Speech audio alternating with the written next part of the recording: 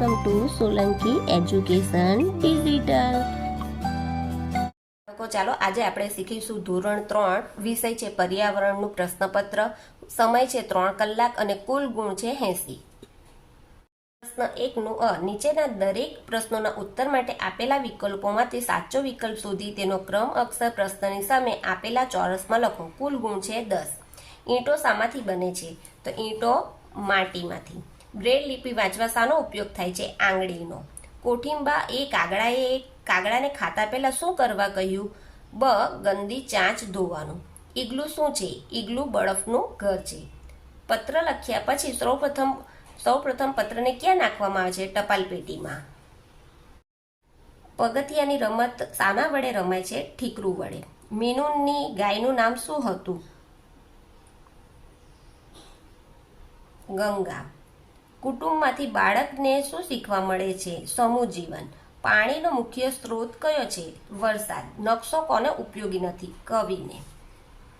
યોગ્ય શબ્દ વડે નીચેના વિધાનોની ખાલી જગ્યા પૂરો. ગમે તે 6. કેટલાક જિલ્લા મળીને રાજ્ય બને છે? સીમા ફૂટબોલની ટીમમાં પસંદ થઈ હતી. કાગડાએ વાડામાં કોઠીંબું જોયું. જ્યાં વધુ વરસાદ પડે છે તેવા વિસ્તારના મકાનોની છત ઢાળવાળી હોય છે. વર્તમાન યુગમાં સમાચારની આપ-લે માટેનું મહત્વનું સાધન એટલે મોબાઈલ. ભારતની રાષ્ટ્રીય રમત હોકી છે. આપણને ગરમી અને પ્રકાશ સૂર્યમાંથી મળે છે. પ્રશ્ન 2 નું નીચેના વિધાનોમાંથી સાચા વિધાન સામે ખરું અને ખોટા વિધાનો સામે ખોટાની નિશાની કરો. ગમે તે 8. કુલ માર્ક્સ છે 8. હવા વગર આપણે જીવી શકીએ છીએ. ખોટું. પ્રજ્ઞાચક્ષુ વ્યક્તિ સામાવાળા માણસને તરત જ ઓળખી જાય છે. ખોટું. દૂધ એ આપણી પ્રાણી જ પદાર્થ છે. દૂધ એ પ્રાણી પદાર્થ છે. ખરું.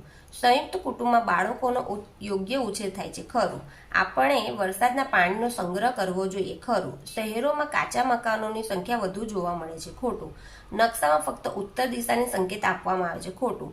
કોબીજ એ વનસ્પતિનો પર્ણવાળો ભાગ છે. ખરું. બળદ સવારી માટે ઉપયોગી છે. ખોટું. વર્ગીકરણ કરો. કુલ માર્ક્સ છે 4. નીચે આપેલી વનસ્પતિનું ઔષધિ વનસ્પતિ અને ગૃહ શોભાની વનસ્પતિમાં વર્ગીકરણ કરો. અહીંયા આપ્યું છે એના પરથી આપણે કરીશું. તો ઔષધિ વનસ્પતિમાં તુલસી, પપૈયું, અરડુસી, અજમો અને ગળો. ગૃહ શોભાની વનસ્પતિમાં આવશે ગલગોટો, ગુલાબ, મનીવેલ, બારમાસી, રાતરાણી ને મોગરો. ક. બંધ બેસતા જોડકા રચો. વિભાગ અ, વિભાગ બ. કુલ માર્ક્સ છે 4. બ્રેલ લિપિ તો 3જા નંબર પર આવશે પ્રજ્ઞાચક્ષુ વાંચવાની લિપિ છે. ટેપ રેકોર્ડર તેની સાથે આવશે 4થા નંબરનું રવિભાઈ સાંભળીને શીખે છે. રવિભાઈ 1લા નંબર પર આવશે કોલેજમાં ભણાવે છે. સીમા 2જા નંબરનું આવશે ફૂટબોલ રમે છે. 3 નું નીચે આપેલ પ્રાણીઓના એક ઉપયોગ લખો. ગમે તે 6. કુલ માર્ક્સ છે 6. પહેલું, બળદ તે ગાળું ખેંચે છે અને ખેતીકામમાં ઉપયોગી છે. કૂતરો આપણા ઘરની ચોકી કરે છે. ગાય અને ભેંસ દૂધ આપે છે. ઘોડો સવારી માટે ઉપયોગી છે. મધમાખી તે આપણને મધ આપે છે. ઘેટું તે આપણને ઊન આપે છે. હાથી તે ભારે વસ્તુ ઊંચકવા અને સવારી માટે ઉપયોગી છે. પ્રશ્ન બ. મને ઓળખો અને મારું નામ લખો. ગમે તે 2. કુલ માર્ક્સ છે 4. તેને પાંખો નથી પણ ઉડી શકે. દૂર દૂર સુધી જઈ શકે. શું આવે? પતંગ. કાચના એ કંચા નાના જે જીતે એ રહે ના છાના. જે કંચાને તાકી જાય એ વિજેતા જાહેર થાય. લખોટી. સફેદ કાળા પાટિયા ઉપર રાજા રાણીને ઘોડો છે. નાના મોટા સૈનિકો અનેકો મગજ વાપરે છે તે થાય છે એકો. કોણ આવશે? ચેસ. ક. માંગ્યા મુજબ જવાબ લખો. ગમે તે 3. કુલ માર્ક્સ છે 6. ચાંચથી ખોરાક લેનાર પ્રાણી. ચકલી, કાગડો, મોર, પોપટ. ચાલનારા પ્રાણીઓ. ગાય, ભેંસ, બકરી, ઘોડો. સરકનારા પ્રાણીઓ. અળસિયું, સાપ, ગોકુળગાય ને અજગર. મોઢેથી ખોરાક લેનાર પ્રાણીઓ. બિલાડી, ભેંસ, ગાય, ઉંદર. 4. નીચેના પ્રશ્નોનો એક બે વાક્યમાં જવાબ લખો. ગમે તે 8. કુલ માર્ક્સ છે 8. તાલુકો કેવી રીતે બને છે? તાલુકો ઘણા બધા ગામ મળીને તાલુકો બને છે. માણસને જીવવા માટે શાની જરૂર પડે છે? માણસને જીવવા માટે હવા, પાણી અને ખોરાકની જરૂર પડે છે. વરસાદ ન પડે તો ખેતી પર શી અસર થાય છે? વરસાદ ન પડે તો ખેતરોમાં અનાજ, કઠોળ, શાકભાજી વગેરે પાકો થતા નથી. ક્રિષ્નાના પિતા ક્યાં કામ કરે છે? ક્રિષ્નાના પિતા દુકાનમાં કામ કરે છે. ઊનમાંથી કઈ કઈ વસ્તુઓ બને છે? ઊનમાંથી સ્વેટર, મોજા, મફલર, ટોપી વગેરે બને છે. બાળકો મહોલ્લામાં કઈ રમત રમતા હતા? બાળકો મહોલ્લામાં પગથિયાની રમત રમતા હતા. પોસ્ટ ઓફિસમાંથી શું શું મળે છે? પોસ્ટ ઓફિસમાંથી પત્ર વ્યવહાર માટે જરૂરી પોસ્ટકાર્ડ, આંતરદેશી પત્ર, પરબીડિયા, ટપાલ ટિકિટો, મની ઓર્ડર ફોર્મ વગેરે નિયત કિંમતે મળે છે. ભૂપેનના ઘરમાં રાત્રે દાદર કે સીડી કેમ લઈ લેવામાં આવતો હશે? ના સમય કોઈ જંતુ કે પ્રાણી સીડી મારફતે ઘરમાં ન જાય તે માટે રાત્રે દાદર લઈ લેવામાં આવતો હશે. કાગડો ગાયનું દૂધ લેવા ગયો ત્યારે ગાયે શું કહ્યું? ગાયનું દૂધ લેવા ગયો ત્યારે ગાયે કહ્યું કે હું બહુ ભૂખી છું, મને સારી પેઠે ઘાસ ખવડાવ, પછી દૂધ દોહી લે. ચમેલીનું ઘર કયા વિસ્તારમાં છે? ચમેલીનું ઘર મનાલીમાં છે, જે પર્વતીય પ્રદેશ છે. નીચે આપેલી નિશાનીઓને ઓળખો અને તેનું નામ લખો, ગમે તે 4. કુલ માર્ક છે 4. આ સ્થાનની નિશાન છે ઘર, ઝાડ, કૂવો, હોસ્પિટલ અને પોસ્ટ ઓફિસ. નીચે આપેલ રમત રમવા જોઈતી વસ્તુના નામ અને ખેલાડીઓની સંખ્યા લખો, ગમે તે 2. કુલ માર્ક્સ છે 4. સાપ સીડી, તો શું જોઈએ? કુકરી, સાપ સીડી, બોલ. ખેલાડી આવશે 2 કે તેથી વધુ. ક્રિકેટ, દડો, બેટ, સ્ટમ્પ વસ્તુઓમાં આવશે અને ખેલાડીની સંખ્યા આવશે 22. પછી ચેસનું બોર્ડ અને કુકરીઓ જોઈશે વસ્તુમાં અને ખેલાડી આવશે 2.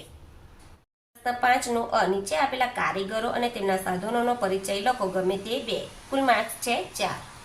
ચામડામાંથી જુદી જુદી વસ્તુઓ જેવી કે બૂટ, ચંપલ, મોજડી, સેન્ડલ, પટ્ટા, પાકીટ, બેગ વગેરે બનાવે છે. તેની વસ્તુઓમાં આવશે, એના સાધનોમાં એરણ, દસ્તો, હથોડી, રાપી, સોય, દોરો, બ્રશ, પોલિશ વગેરે. આવશે લુહાર. તે લોખંડમાંથી વિવિધ વસ્તુઓ જેવી કે હળ, પાવડા, કોદાળી, કોસ, દાતરડા, સણસી, કાતર, છરી, ઘમળ વગેરે તેના ઓજારો છે. નંબર પર છે સુથાર. તે લાકડામાંથી વિવિધ વસ્તુઓ જેવી કે બારી, બારણા, પાટલા, પાટલી, ખુરશી, ટેબલ, કબાટ, પલંગ વગેરે બનાવે છે. તેના સાધનોમાં આવશે કરવત, રંધો, ફરસી, હથોડી, સારડી વગેરે તેના ઓજારો છે. નીચેના પ્રશ્નોનો જવાબ ટૂંકમાં લખો, ગમે તે 2. કુલ માર્ક્સ છે 6. પહેલું, પાક્કું મકાન કોને કહેવાય? મકાનની દિવાલો પથ્થર, ઈંટો, રેતી, સિમેન્ટની બનેલી હોય, છત પર પતરા કે સિમેન્ટનું ધાબું હોય અને ભોંય તળિયે સિમેન્ટ, પથ્થર કે લાદી હોય એવા મકાનને પાક્કું મકાન કહેવાય છે.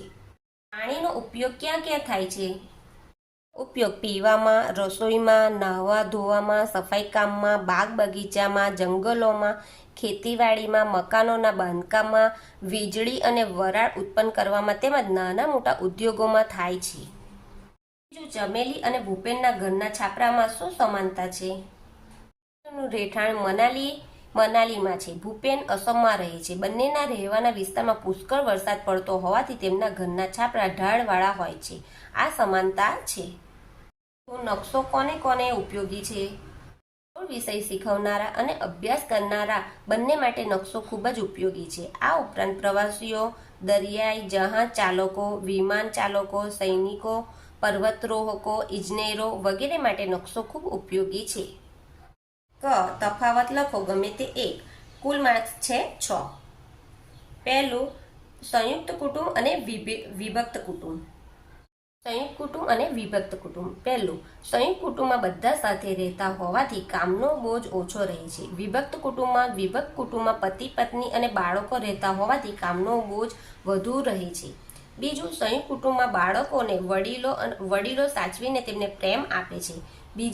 વિભક્ત કુટુંબમાં બાળકોને વડીલોની હૂંફ અને પ્રેમ મળતો નથી. પશુ અને પક્ષી. પશુ અને પંખી. તો પહેલું આવશે, પશુમાં જે ચાલી શકતું હોય તેને પશુ કહેવાય.